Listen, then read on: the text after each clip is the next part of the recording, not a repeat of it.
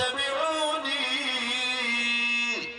اگر تم چاہتے ہو کہ اللہ تم سے راضی ہو جائے، زور سے بے شک بولو، پورا مجمع زور سے بولو، نبی کی اتباع کرو۔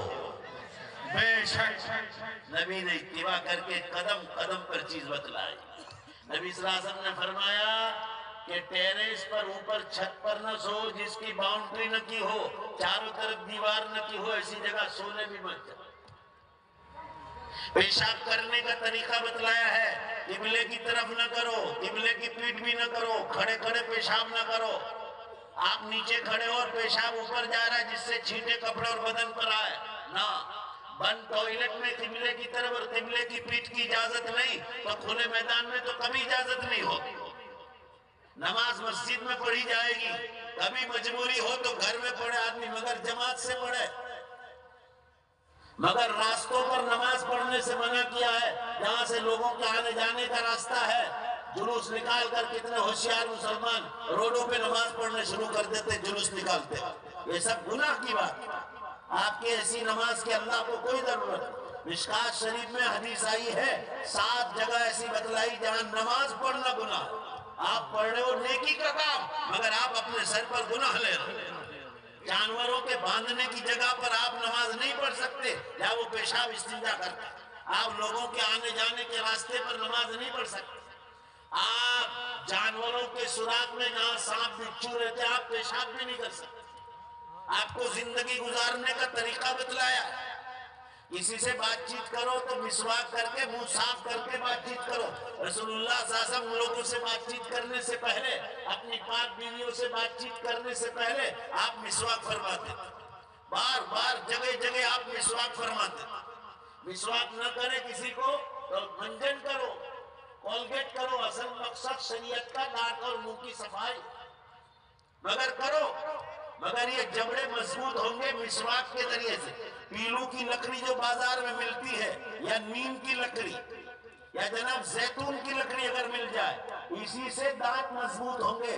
آج کل جو ٹوتھ پیسٹ وغیرہ آ رہے ہیں، آپ ڈاکٹروں کی لائن دیکھو، دانت کے ڈاکٹروں کی کتنی لائن ہے، لوگ جوانی میں جبڑے نکلوا رہے ہیں۔ یہ ٹوتھ پیسٹ کوئی اچھی چیز نہیں ہے، کرو مجبوری کے درجے میں، مگر دانت مضبوط ہوں گے قدرتی چیزوں سے۔ پیلو کی جو مسواک ہے، نیم کے درخت کی مسواک ہے، یا بڑ کی مسواک ہے، یا زیتون کی مسواک ہے، اس کی عادت ڈالو۔ اور یہ اصل السنہ ہے، یہ اصل سنت۔ 2 سنت ہے، ایک ہے دانتوں کی صفائی، اور دوسری سنت ہے رسول اللہ نے جو لکڑی استعمال فرمائی۔ پڑھو زور سے پڑھو، صلی اللہ علیہ وسلم۔ نکاح کرنے کا طریقہ بتلایا، کن عورتوں سے نکاح حلال ہے، کن عورتوں سے نکاح حرام ہے، مفتیوں سے پوچھو۔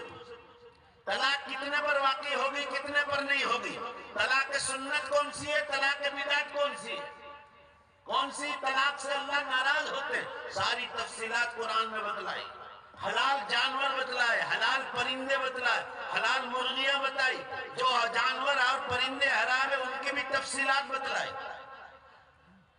آپ جو چاہے جانور کھا نہیں سکتے، جانور حلال ہو مگر قدرتی موت سے مرا ہوا ہے، یا کسی نے بندوق ماری تھی ایسے مر گیا، مرنے کے بعد آپ چھری چلا رہے ہیں، وہ جانور کھانا حلال نہیں آپ کے۔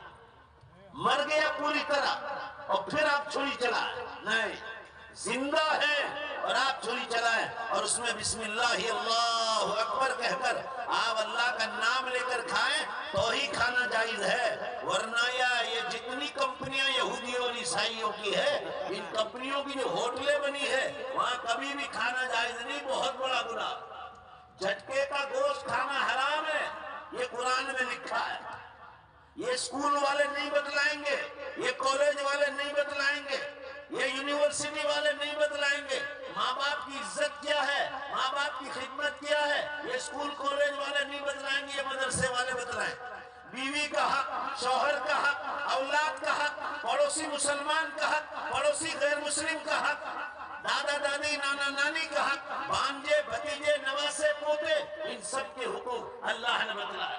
آپ کا کھیت کا پڑوسی، پڑوس کا کھیت ہندو ہے، سکھ ہے، عیسائی ہے، یا پارسی ہے، یا مسلمان ہے، پڑوس کے کھیت کے حقوق بتلایا۔ کسی کے کھیت میں موٹر چل رہی پانی کی اور آپ نے اس کی نالی پھوڑ دی، چپ چاپ رات کو جا کر یہ 10 بیگھہ 10 کٹھا جو ہے ہماری گنا پکڑا ہے، نالی کھول دو بسم اللہ الرحمن الرحیم کر کے فی سبیل اللہ۔ رسول اللہ صلی اللہ علیہ وسلم کی حدیث ہے کتاب الزرع میں، آپ صلی اللہ علیہ وسلم نے فرمایا جب تک جو پانی چپ چاپ لیا ہے اس کا پیسہ ادا نہیں کرو گے وہاں تک اس کا کھانا حلال نہیں ہوگا، حرام ہوگا۔ چاہے آپ نے کتنی محنت کی ہے اس کھیت پر، مگر پانی حرام کا ہے، یہ پوری فصل حرام ہوگی جب تک آپ پیسہ ادا نہیں کرو گے۔ جھوٹ بولنا، قرآن میں لکھا ہے جھوٹ بولنا بہت گناہ ہے، اللہ تعالیٰ اس کو بری نظر سے دیکھتے ہیں جو جھوٹ بولتا ہے۔ وَلَوْ مِرَارٍ، آپ صلی اللہ علیہ وسلم نے فرمایا مذاق میں بھی جھوٹ نہ بول، مذاق میں بھی نہیں، اور مذاق میں بولے ہیں تو دوستوں کو کہہ دو میں مذاق میں بولا ہوں تو گناہ سے باہر نکل جاؤ، مگر دوبارہ مت بولیا۔ اس لیے آپ صلی اللہ علیہ وسلم نے تجارت کرنے والوں سے کہا کہ دکانداروں یا فیکٹری والوں تم سے جھوٹ نکل ہی جاتا ہے، بخاری مسلم کی حدیث ہے، تم سے جھوٹ نکل ہی جاتا ہے، لہذا روزانہ شام کو دکانداری بند کرنے سے پہلے صدقہ کرو، یہ صدقہ تمہارے جھوٹ کو ختم کر دے گا۔ صدقہ 5 روپے بھی کیا کرو، صدقہ کیا کرو، بلائیں اور مصیبتوں سے بچ جاؤ گے، بیماریوں سے بچ جاؤ۔ مگر یہ امت کی غفلت اور جہالت، مصیبت آتی ہے تو بکرا ذبح کر کے مدرسہ میں دے دیتے، مصیبت آتی ہے جب، اب کیا فائدہ ہے، پہلے سے دو تو مصیبت ہی نہ، مصیبت آنے کے بعد کیا، مصیبت تو داخل ہو گئی ہے، بکرا کیا کام ہے؟ ایکسیڈنٹ ہوا اب بکرا دے رہے، ہاسپٹل میں ایڈمٹ ہو گیا اور ایسا چارج میں رکھا، مریض کو ایسا چارج میں رکھا جیسے موبائل کو چارج میں رکھتے ہیں، اب بکرا دے رہے مدرسے کو، پہلے سے دیا ہوتا صدقے کے طور پر تو اللہ تعالیٰ تجھے اس مصیبت سے اور ہاسپٹل سے بچائے۔ انشاءاللہ بولو کہ ہمیشہ پہلے سے صدقہ کرتے ہی رہیں گے، بولو انشاءاللہ۔ یہ سنت کا طریقہ، یہ قرآن سکھاتا ہے۔ ہم لوگ اپنی عقل سے چلتے تو پہلے مصیبت آتی پھر صدقہ کرتے۔ بہرحال قرآن میں کیا لکھا ہے وہ بتلا رہا تھا۔ آپ ادھار کا معاملہ کر رہے ہیں، قرآن نے کہا 2 ادھار کا معاملہ کرو، کوئی 10,000 روپے ادھار لے، 2 گواہ رکھو مرد، 2 مرد نہ ملے اور ایک ہی مرد ہے محلے میں، دوسرے سب گئے ہوئے ہیں، نہ پیسہ معاملہ ادھار کا ہے، اور ایک مرد کی جگہ 2 عورت کو رکھو، اگر ایک عورت بھول جائے گی تو دوسری عورت اس کو یاد دلائے گی۔ بدن کے حساب سے سن لیجئے، بدن اور طاقت کے حساب سے مرد کو اللہ نے جو طاقت دی ہے، پورا مجمع بولو بے شک یہ قرآن میں لکھا ہے، اتنا اللہ نے عورت کو طاقتور بولو بے شک نہیں بنایا۔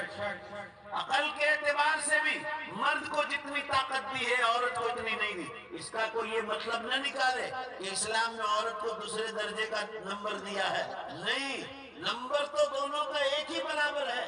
اگر نیک اعمال مرد بھی کرے گا اور نیک اعمال عورت بھی کرے گی، ارے بھائی زور سے بولو بے شک پورا مجمع، وہی دونوں کے دونوں بولو بے شک جنت میں چلے جائے۔ اللہ تعالیٰ نے عورت کا بدن کمزور بنایا۔ ہم نعرہ لگا رہے ہیں کہ عورت کو بھی اسکول میں لاؤ، کالج میں داخل کرو، مردوں کے ساتھ کرو، مردوں کے ساتھ کیا، کالج یونیورسٹیوں میں زیناکاری عام ہو گئی، اور زیناکاری عام ہو گئی، اب تو اور آگے بڑھ گئے۔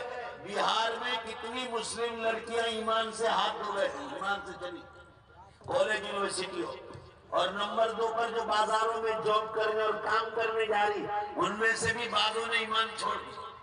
یہ نقصان ہوا، قرآن کو چھوڑ کر مسلمانوں نے انسانوں کی تعلیم پر زیادہ دھیان دیا تو یہ مار پڑی کہ آپ کی اولادیں آپ کے ہاتھوں سے نکل گئی، اور قیامت کے دن ماں باپ کو پوچھا جائے گا، قیامت کے دن کہ تیری بیٹی ایمان سے ہٹ گئی اور ایمان چھوڑ دیا، کلکم راعٍ وکلکم مسئول عن رعیتہ، ہر انسان چرواہا ہے، جیسے چرواہا ہر بکری پر اس کی حفاظت ضروری ہے کہ مالک مجھے پوچھے گا، اس طرح اللہ بھی پوچھیں گے کہ ماں باپ کو ہم نے چرواہے کے طور پر بنایا تھا، ہر اولاد پر نظر کا حکم تھا، یہ اولاد نے کس طرح ایمان چھوڑا، ماں باپ کے لیے بھی جہنم کا خطرہ تھا۔ خطرہ ہی خطرہ۔ اگر لڑکیوں کو پڑھانے کا بڑا شوق ہے تو لڑکوں کے ساتھ نہیں، حرام ہے۔